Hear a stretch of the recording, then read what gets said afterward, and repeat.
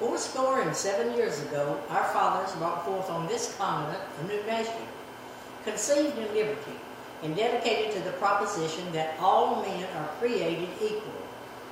Now we are engaged in a great civil war, testing whether that nation, or any nation so conceived and so dedicated, can long endure. We are met on a great battlefield of that war.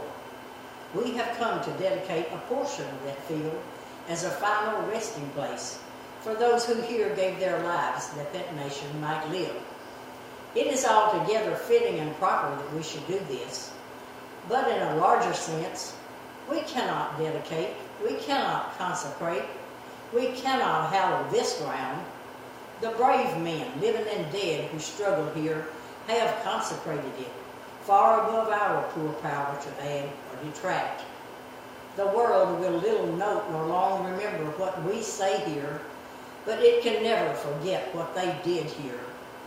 It is for us the living rather to be dedicated here to the unfinished work for which they who fought here have thus far so nobly advanced.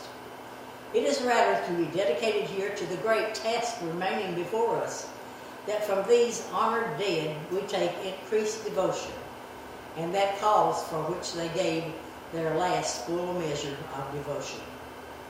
And that we here highly resolve that these dead shall not have died in vain, but that that nation, under God, shall have a new birth of freedom, and that government of the people, by the people, and for the people, shall not perish from the earth.